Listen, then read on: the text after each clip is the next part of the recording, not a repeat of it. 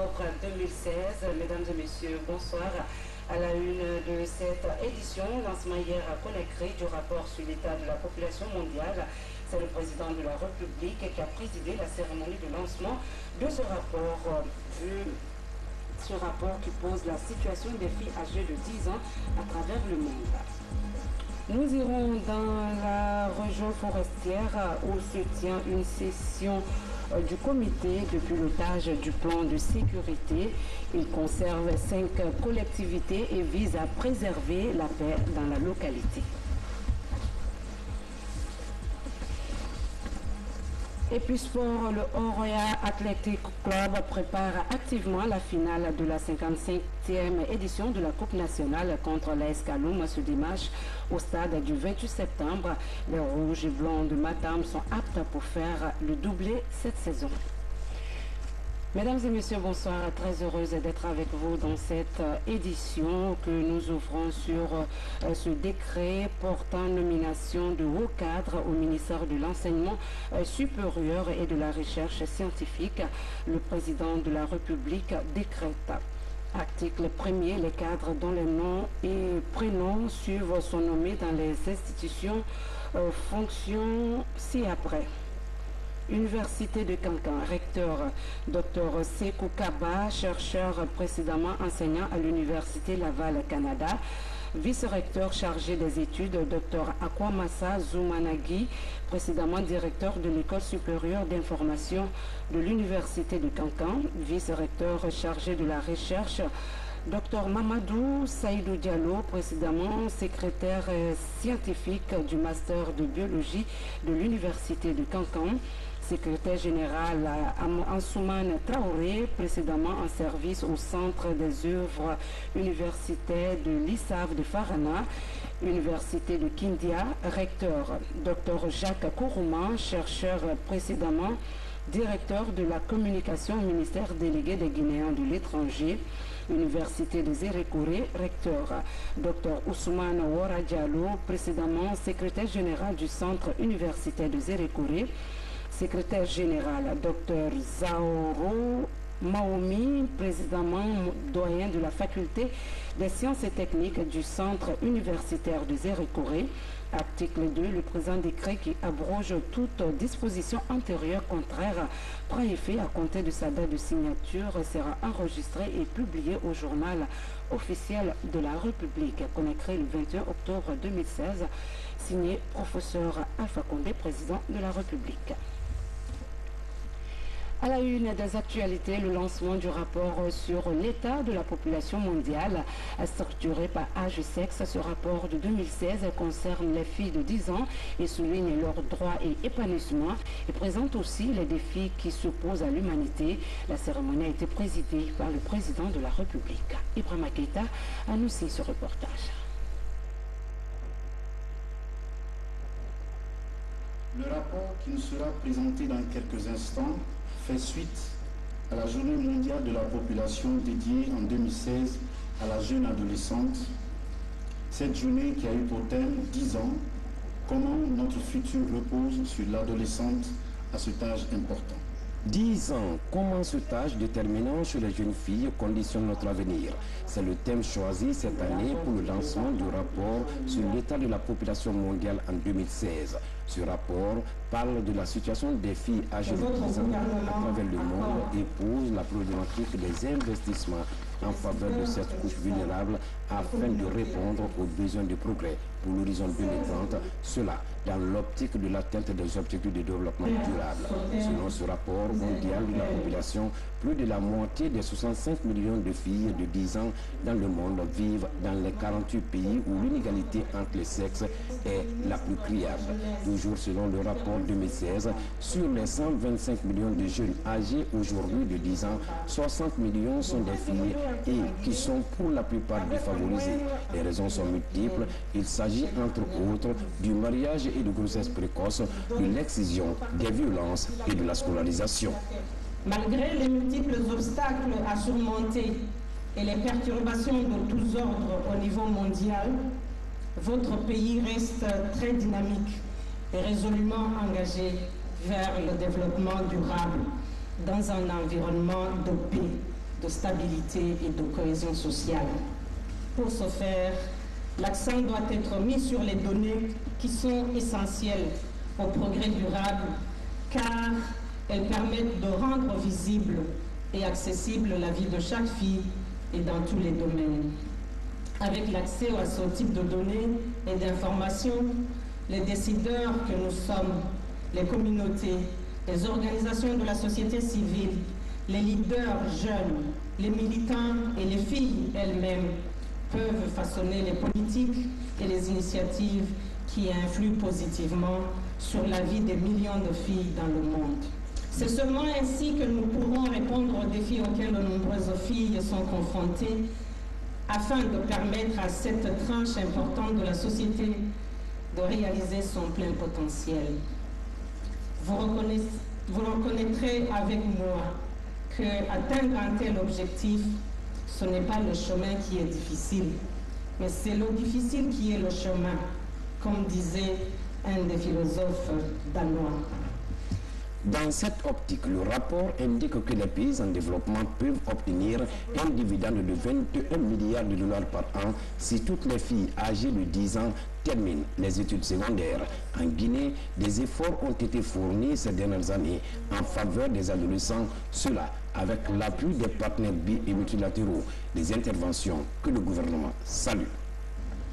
Le gouvernement, conscient du rôle que la fécondité des adolescentes joue dans la transition démographique, a mis en œuvre avec l'appui des partenaires, notamment l'UNFP, une politique nationale en santé de la reproduction qui prend en compte la santé de la reproduction des adolescents et des jeunes.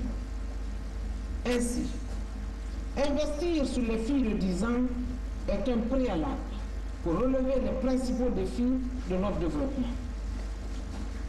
Je voudrais, Monsieur le Président, pour terminer, saluer et magnifier la justesse de votre vision qui met en valeur le capital humain dans le développement inclusif de notre pays. Le présent rapport s'inscrit dans l'agenda 2030 de l'Union africaine, ce qui traduit la volonté des dirigeants africains d'orienter plus d'actions en faveur des adolescents considérés comme le fer de lance de l'économie du continent. Ce rapport restera le principal repère des objectifs de développement durable sur les questions de population et développement. Excellence, Monsieur le Président de la République, cet intérêt pour le rapport 2016 au plus haut niveau de l'État marque également votre engagement résolu à répondre aux besoins de la population guinéenne et plus particulièrement à favoriser et promouvoir le progrès de la jeune fille ici en Guinée. Le succès de l'agenda 2030 sur le développement durable et la réalisation de l'agenda 2063, l'Afrique que nous voulons, de l'Union africaine, dépendront de ce que nous ferons les prochaines années pour la capture du dividende démographique. En effet, les chefs d'État et de gouvernement africains, conscients des obstacles qui sapent la valorisation de la jeunesse en Afrique, se sont engagés à faire du dividende démographique le fer de lance de l'émergence de notre continent. Conscient du défi qui se pose au monde dans l'encadrement des filles, le président de la République, professeur Alpha Condé, après avoir remercié l'UNFPA pour le choix de la Guinée, a réitéré l'engagement de son pays à davantage, plus d'actions en direction de cette couche fragile. Je voudrais remercier le Fonds des Nations Unies pour la population d'avoir porté son choix sur notre pays pour la cérémonie de lancement officiel du rapport sur l'état de la population en 2016. Ce choix nous va droit au cœur et constitue, sachez-le, un motif de fierté pour le peuple guinéen. Je voudrais également profiter de cette occasion pour remercier chaleureusement l'ensemble des partenaires bi- et multilatéraux, particulièrement le Fonds des Nations Unies pour la population, pour son soutien constant au gouvernement de la Troisième République dans la prise en compte des questions des populations au plan économique et social. Il convient de souligner que le Fonds des Nations Unies pour la population nous offre aujourd'hui un intéressant rapport qui nous permet à nos pays de prendre davantage conscience des défis en matière de prise en compte des questions de population dans les politiques et programmes sectoriels comme disposition du développement durable. Je voudrais saluer ici la présence du directeur régional de l'Afrique de l'Ouest et du Centre de cette institution à cette importante cérémonie et d'exprimer ma profonde gratitude pour le choix de notre pays pour le lancement du présent rapport. Le rapport sur l'état de la population mondiale 2016, dont nous procédons aujourd'hui au lancement, se fonde sur le vécu des femmes et des filles et l'expérience de développement de l'ensemble des acteurs en matière d'épanouissement des filles et des garçons âgés de 10 ans dans diverses situations. Il rapporte aussi les défis et enjeux auxquels ils sont confrontés, les mécanismes d'adaptation et de renforcement de leurs capacités en vue de la construction d'un monde de plus en plus meilleur d'ici 2030. La réflexion à laquelle nous invite le Fonds des Nations Unies pour la population soulève plusieurs préoccupations, dont celles qui sont liées sans illimité à la dimension éducation et formation des jeunes, surtout des jeunes filles, au genre et à l'égalité entre les sexes, à l'autonomisation des femmes, l'équité dans les responsabilités et dans les partages de richesses. Car en 2030, les filles d'aujourd'hui auront atteint l'âge de 24 ans. Ce sont autant de chantiers auxquels nos gouvernements doivent être fortement engagés. Mesdames, Messieurs, au-delà des acquis dont les filles guinéennes pourront profiter d'ici 2030, voire au-delà, le gouvernement guinéen, avec l'appui des partenaires techniques et financiers, a toujours privilégié la recherche de la paix, condition sine qua non à tout développement durable. Dans cette perspective, plusieurs actions gouvernementales ont été entreprises et mises en œuvre en application de la résolution 1325 du Conseil de sécurité des Nations Unies, qui recommande la protection des femmes et des filles en particulier. Et par ces valeurs culturelles, les relations humaines dans notre société sont fondées sur la paix, le respect mutuel et la solidarité. C'est pour cela que l'élaboration du programme national de développement économique et social 2016-2020 fait une large place au développement inclusif du capital humain et met en exergue la dividende démographique. Cela nous oblige à un investissement accru dans la planification familiale et la santé, l'éducation et l'emploi des jeunes, dans une meilleure protection des adolescentes. La concrétisation du succès attendu à l'horizon 2030 est tributaire de la conjugaison des efforts du gouvernement, des partenaires de développement et des acteurs sociaux dans son ensemble. Mesdames, Messieurs, comme vous pouvez le constater, les efforts entrepris par le gouvernement en défi des contraintes et des crises que le pays a connues s'inscrivent bien dans le sens de l'appel du Fonds des Nations Unies pour les populations. Nous poursuivons des efforts pour l'amélioration des conditions de vie des Guinéennes et Guinéens, à travers notamment des politiques et programmes largement inspirés de la préoccupation de mettre les femmes et les filles au centre du processus de développement.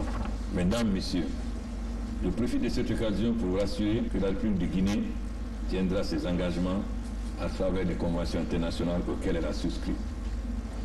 Je souhaite que le présent rapport sur la population mondiale 2016 soit intégré dans les politiques et programmes nationaux pour la réduction de la pauvreté, la protection des droits humains et l'épanouissement des femmes et des filles.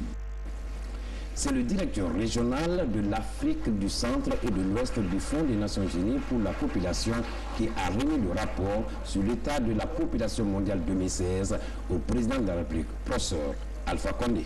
Merci. Voilà, c'était le lancement hier à Conakry du rapport sur l'état de la population mondiale 2016. À Sékou-Touré, le chef de l'État a reçu en audience le vice-président de la société chinoise Chinalco. Lu Dongliang a exprimé au professeur Alpha Condé son désir d'investir dans le secteur minier guinéen. On retrouve une fois de plus Ibrahima Keïta pour le compte-rendu.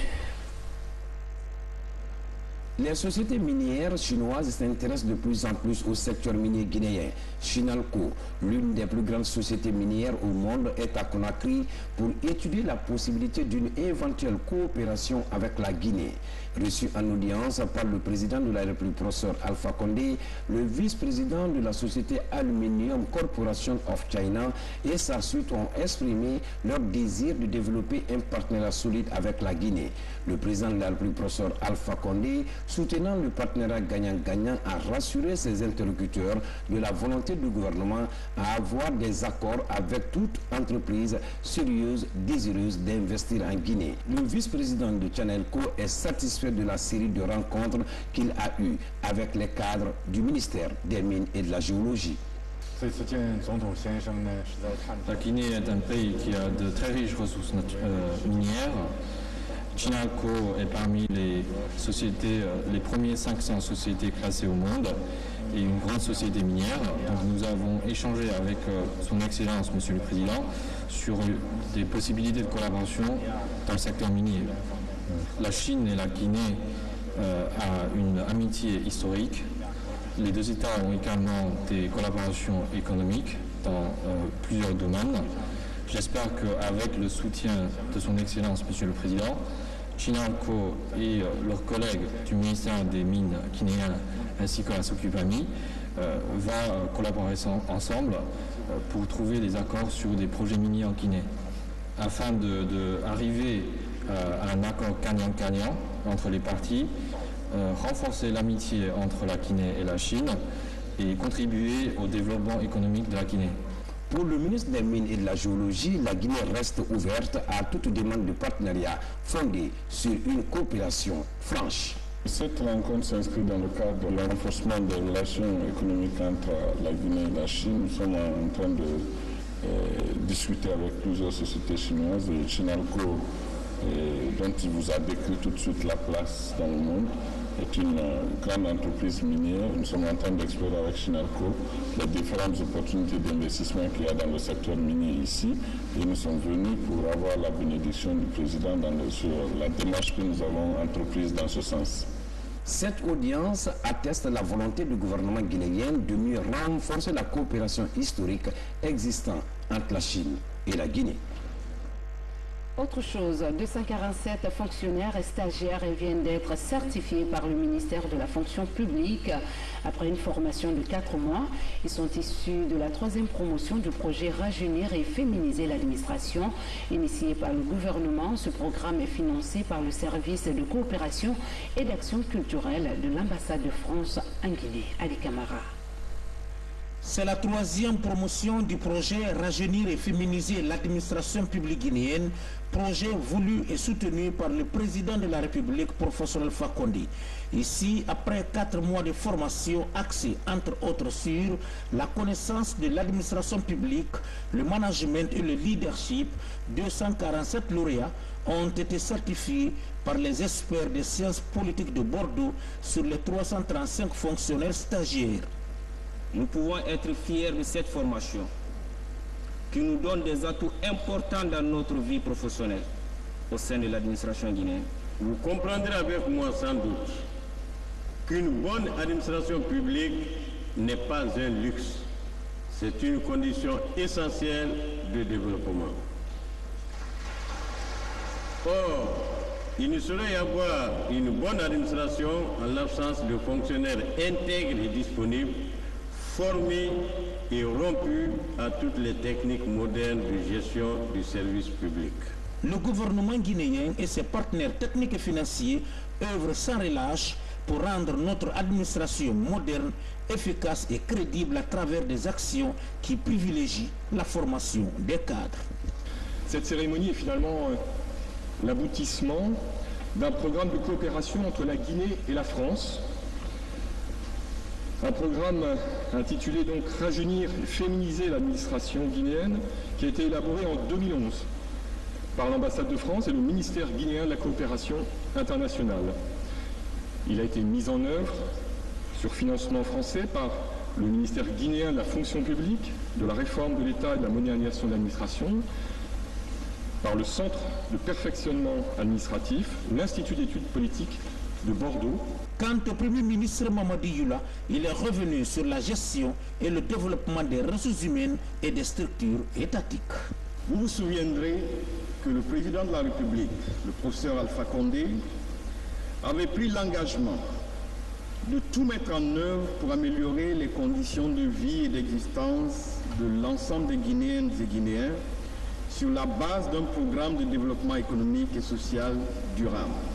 Or, Il n'y a pas de développement économique et social durable sans une administration compétente et crédible, car c'est elle qui met en œuvre la politique du gouvernement. C'est pour cela que la valorisation des personnels de notre administration publique figure parmi les priorités du programme de réforme de l'État et de modernisation de l'administration. La stratégie du gouvernement pour bâtir un avenir meilleur pour la Guinée et les Guinéens repose sur l'emploi et le renforcement des capacités des jeunes et des femmes qui constituent, mis ensemble, plus des 3/4 de la population guinéenne. Le projet Rajeunir et féminiser l'administration guinéenne, qui prévoit la formation de 1200 jeunes hommes et femmes sur une période de 3 ans, 2012-2016, s'inscrit dans cette optique. Ces cadres retenus ont été formés par les experts nationaux et étrangers et ils doivent être utilisés au sein de notre administration publique pour permettre à l'État de retrouver son intégrité et sa capacité de production souhaitée. Fin des travaux de la 3e réunion du comité directeur du Conseil international du sport militaire. Certaines personnalités ont été décorées au cours de cette rencontre qui marque le retour de la Guinée sur la scène internationale du sport en guise de reconnaissance pour leur implication dans la promotion du sport. Un événement auquel ont participé toutes les autorités politiques et militaires du pays. Reportage Sergent Sana Camara. 3 jours de débats intenses ont permis d'étudier et de réajuster le budget et calendrier prévisionnel 2017-2018 à la satisfaction des membres du comité directeur du CISM. Cette 3e réunion se tient au moment où plusieurs événements se profilent à l'horizon. Nous avons fait le toilettage sur les structures du Conseil international du sport militaire, les règlements, les statuts. Ce sont des projets que nous présentons à l'Assemblée générale pour approbation. Et comme je l'ai dit aussi, nous avons parlé de nos événements majeurs qui vont se dérouler le premier trimestre 2017. Le football, la Coupe du monde militaire de football au Sultanat d'Oman, à Muscat, et aussi les 3e Jeux mondiaux militaires d'hiver à Chaussy en Russie. Abriter un événement planétaire est une fierté pour un pays. Les autorités politiques et militaires se réjouissent du choix porté sur la Guinée. Son Excellence, Monsieur le Président de la République, chef des armées, et Monsieur le Premier ministre, chef du gouvernement, ainsi que de tout le peuple de Guinée qui nous expriment leur profonde gratitude pour le choix de Conakry pour abriter cette 3e réunion du comité directeur du CISM. J'ai la ferme conviction que les résultats auxquels vous êtes parvenus à l'issue de vos différents débats permettront à notre organisation de multiplier ses capacités d'action sur le terrain pour le plus grand bien des sportifs. Pour leur dévouement aux idéaux du Conseil international du sport militaire, le comité directeur a procédé à une série de décorations de certaines personnalités du pays, notamment le ministre d'État à la présidence chargé de la défense nationale. Pour joindre l'utile à l'agréable, les célèbres gazelles des planches, les Amazones de la gendarmerie nationale, ont animé le dîner gala en compagnie du groupe Les Awagi. Justement, le Premier ministre a reçu en audience le Conseil international du sport militaire. Les responsables de cette organisation internationale étaient venus chez le chef du gouvernement pour lui faire le point de leurs activités sportives à travers le monde. Un détour à Guékédou où s'est tenue une session de pilotage sur le projet plan local de sécurité. La démarche vise à doter les collectivités des moyens et stratégies à maintenir leur propre sécurité tout en préservant la tranquillité publique. C'est une initiative du ministère de l'Administration, du Territoire et de la Décentralisation en collaboration avec le PNUD et l'Union européenne. Mohamed Lamine Camara, reportage. À 600 km de Conakry, la préfecture de Guékédou, cette circonscription territoriale de la région forestière est souvent sensible à l'insécurité à travers ses collectivités locales. Pour éviter tout risque de conflit dans les zones frontalières entre la Guinée, la Sierra Leone et le Libéria, un nouveau projet a vu le jour.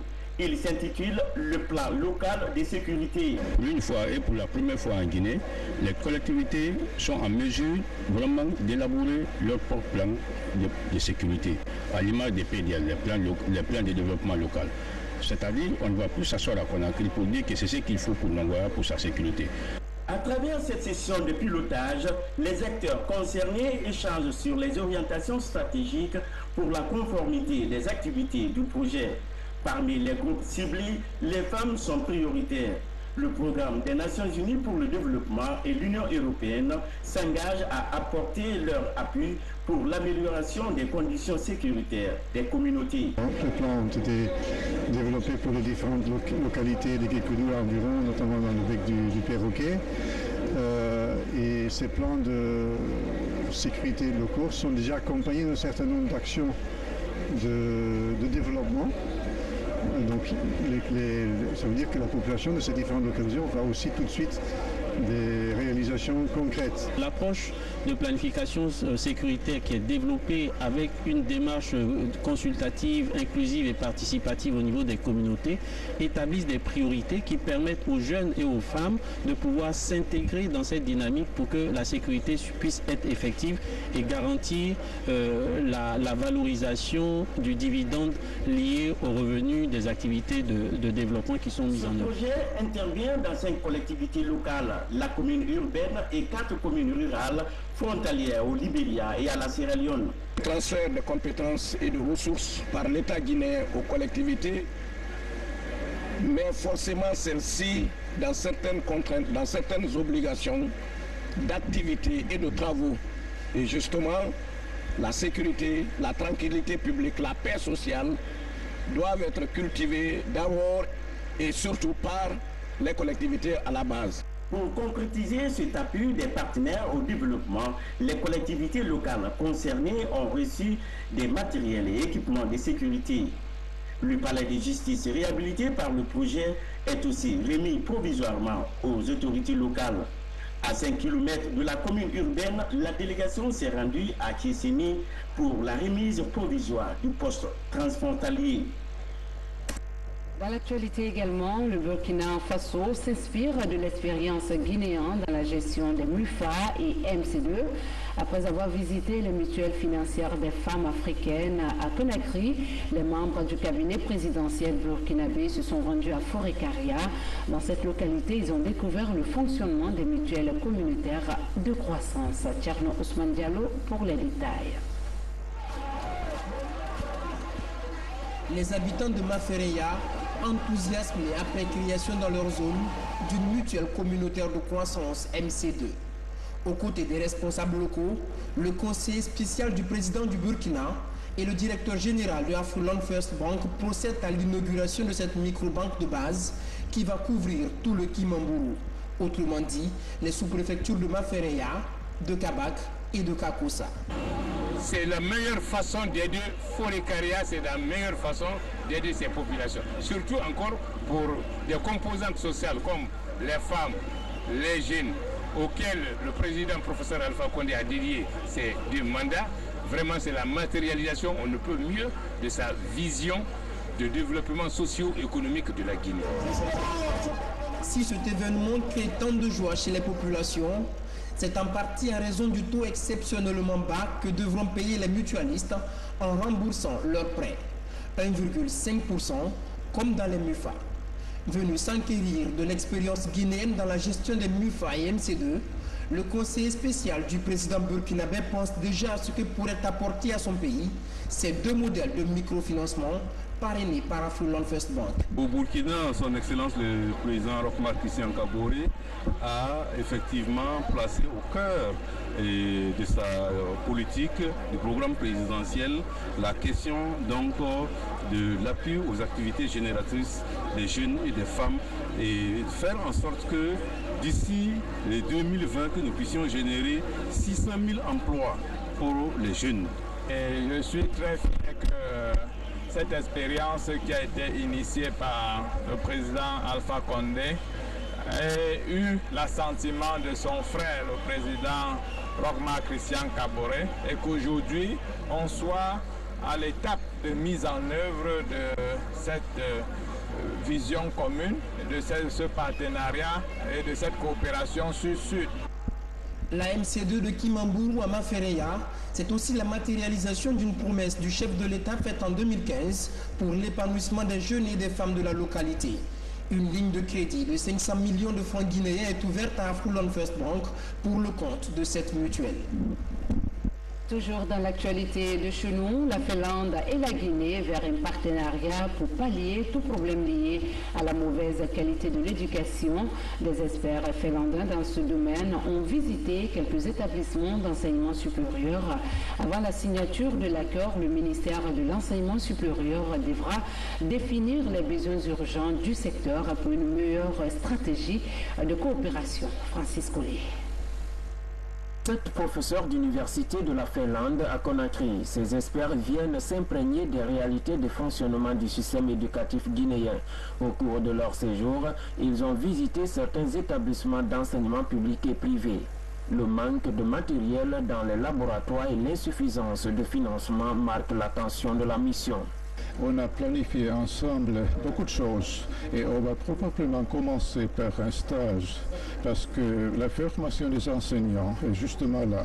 C'est l'enfant qui est au centre, bien sûr, mais après c'est la formation des enseignants. Dans cette démarche, le groupe d'amitié entre la Guinée et les pays de l'Europe de l'Est se montre engagé dans le renforcement de la coopération. Nous voulons commencer par la formation des formateurs, un micro-projet qui doit être établi et dans une semaine, une autre délégation sera ici pour remplir le gap spécifiquement pour remonter le niveau de notre éducation. Pour le ministre de l'Enseignement supérieur, l'éducation devrait être un des droits humains en Guinée. Dans cette première phase, nous mettons l'accent sur la formation des formateurs, c'est-à-dire des enseignants, et aussi sur l'esprit d'entrepreneuriat dans nos universités. L'idée derrière, apprendre aux étudiants à pouvoir créer en tout cas des projets, à les développer au cours de leur cursus et si possible à la sortie, les mettre en opération. Et nous allons les accompagner dans ce sens-là. La formation pédagogique des enseignants, l'introduction de l'entrepreneuriat comme une discipline universitaire et le relèvement du niveau d'apprentissage de la langue anglaise seront au cœur de cette coopération naissante. Entre la Guinée et la Finlande, l'accord de coopération dans le développement de l'enseignement va porter sur 10 ans. Parlons de la journée mondiale de la vue. À la baie, c'est l'hôpital régional qui a bénéficié des microscopes opératoires pour marquer la célébration de cette journée. Un appareil qui permettra au service ophtalmologie d'offrir les soins de qualité à la population. Reportage Maroufba dans un commentaire de Maki Madozo. C'est un nouvel appareil pour le service régional d'ophtalmologie de l'hôpital régional de la baie. Ce microscope opératoire vient combler quelques insuffisances de ce service qui reçoit par jour des milliers de malades. Un don de l'ONG Celt Saver International. Ce geste intervient à l'occasion de la Journée internationale de la vue. En cette journée, ils sont nombreux ces patients qui sont venus se faire consulter gratuitement. Lorsqu'un phare m'éblouit ou lorsqu'une lumière m'éblouit de nuit, je fais quelques secondes sans voir devant moi. Donc c'est la raison de ma présence. Dans le cadre de la célébration de cette journée, Saint-Sylvestre a bien voulu appuyer la réalisation de cette journée de consultation gratuite en faveur de la population pour donner la chance à tout un chacun de venir ici et de se faire examiner pour une prise en charge. En recevant ce matériel, les autorités sanitaires de la région de la baie se disent satisfaits et comptent utiliser cet appareil pour améliorer la santé des populations. Très contents, nous les reconnaissons, nous sommes très reconnaissants en eux et nous les remercions très sincèrement. Nous les promettons que nous allons utiliser ces outils à bon escient au bénéfice de la population pauvre de notre région et au-delà de tout le pays, la Guinée. La journée mondiale de la vue est consacrée chaque année au problème de la cécité dans le monde. En cette journée, les patients sont sensibilisés sur la prévention et aux méthodes de traitement des maladies liées à la vue. Passionnés des métiers des arts culinaires, la gastronomie est devenue le péché mignon de bon nombre de jeunes à Conakry.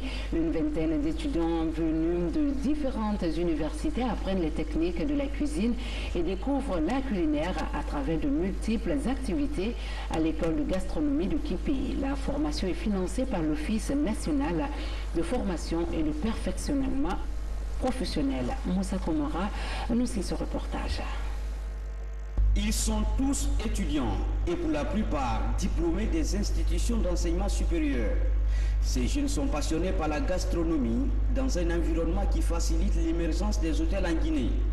Ils apprennent ici les techniques de l'art culinaire pour obtenir un diplôme professionnel en vue de faciliter leur insertion socio-professionnelle. Je compte faire les cours pratiques ici pour mieux être un grand cuisinier demain. Adama Keita est étudiante en licence de banque et assurance. Elle est pincée par la gastronomie depuis sa tendre enfance. Son rêve est être spécialiste des plats africains. Les plats africains et ainsi de suite, là, en fait, ça va. Bon, je vais m'améliorer en gastronomie, l'art de faire la cuisine, de bien présenter et de connaître c'est quoi la gastronomie. Pendant 3 mois, ils vont apprendre les secrets de la cuisine et de la pâtisserie. 90% des cours seront concentrés sur la pratique. Le lundi, ils vont faire des cours théoriques, par exemple l'hygiène, connaissance de la marchandise. Et maintenant, moi, je les prends mercredi et vendredi.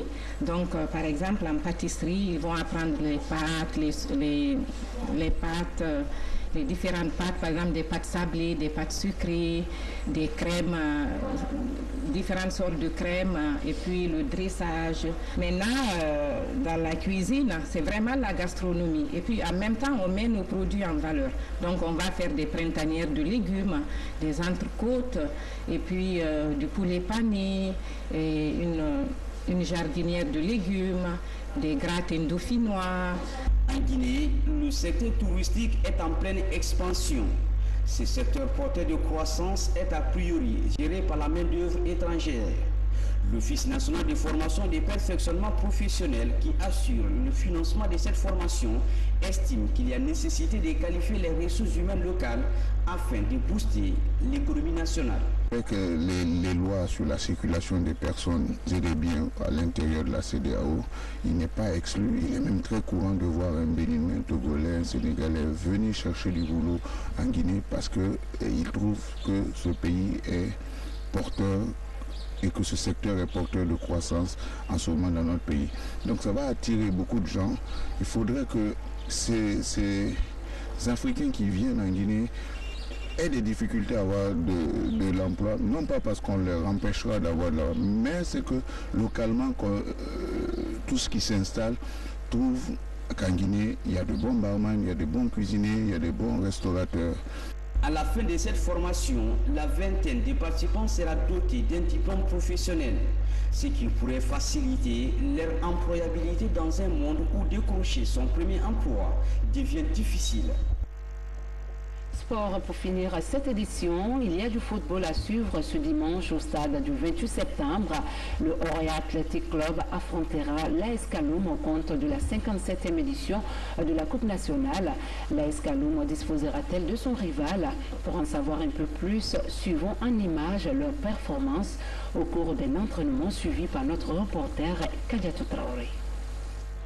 Appelée auparavant la Coupe PDG, ce tournoi est la plus ancienne compétition organisée en Guinée après l'indépendance. Elle se joue chaque année sous l'égide de la Fédération guinéenne de football et est ouverte à tous les clubs affiliés qui s'acquittent de leurs frais de participation. Pour cette 57e édition, plus d'une trentaine de clubs y ont pris part.